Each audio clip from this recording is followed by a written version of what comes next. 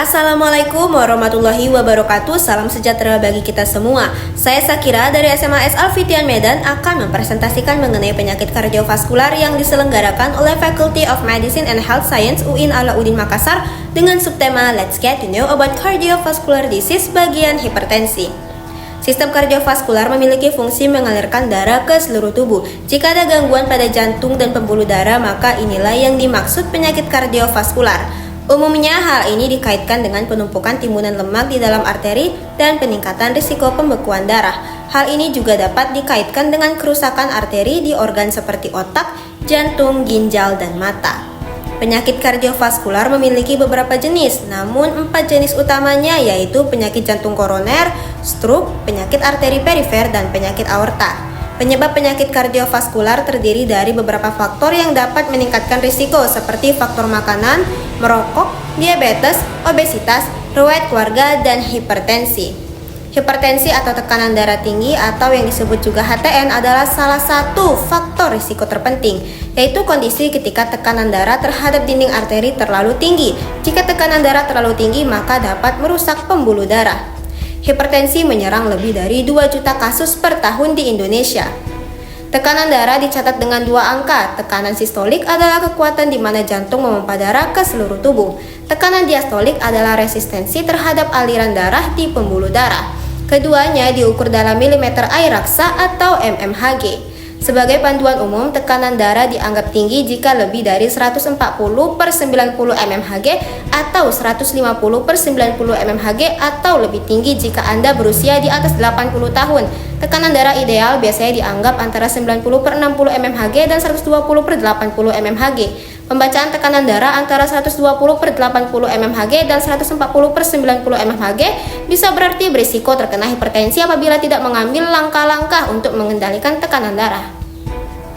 Tekanan darah setiap orang akan sedikit berbeda. Apa yang dianggap rendah atau tinggi bagi Anda mungkin normal bagi orang lain.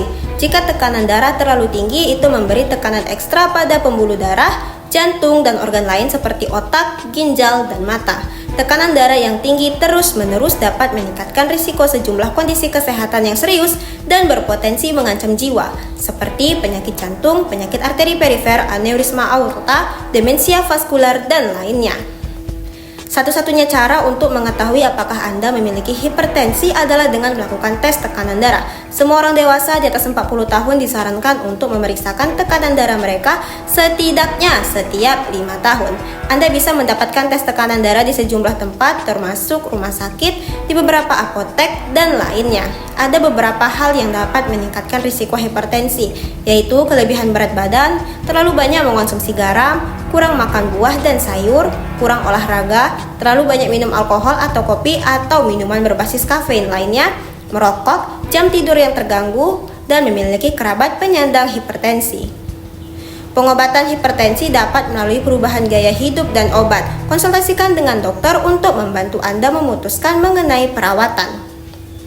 Perawatan yang pertama yaitu perubahan gaya hidup untuk menurunkan hipertensi, mengurangi konsumsi garam, diet yang sehat, kurangi alkohol, menurunkan berat badan.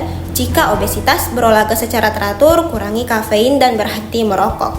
Perawatan yang kedua yaitu jika Anda didiagnosis menderita tekanan darah terlalu tinggi, dokter mungkin menyarankan untuk mengonsumsi 1 atau lebih obat untuk mengendalikannya, seperti tablet, dan biasanya perlu diminum sekali sehari. Obat tekanan darah umum meliputi ACE inhibitor seperti enalapril, lisinopril, perindopril, dan ramipril. Angiotensin II receptor blocker ARBS seperti candesartan, irbesartan, losartan, valsartan, dan olmesartan. Penghambat saluran kalsium seperti amlodipin, felodipin, nifedipin atau diltiazem dan verapamil. Diuretik seperti indapamid dan benroflumethiazid. Beta blocker seperti atenolol dan bisoprolol. Alpha blocker seperti doxazosin. Diuretik lainnya seperti amilorid dan spironolakton. Obat yang direkomendasikan untuk Anda akan tergantung pada hal-hal seperti seberapa tinggi tekanan darah Anda, usia Anda, dan etnis Anda. Mohon jaga kesehatan Anda karena mencegah lebih baik daripada mengobati. Apabila sudah terkena hipertensi, jangan lupa konsultasikan kepada dokter sebelum terlambat. Bersama Indonesia Sehat. Sekian dari saya. Wassalamualaikum warahmatullahi wabarakatuh.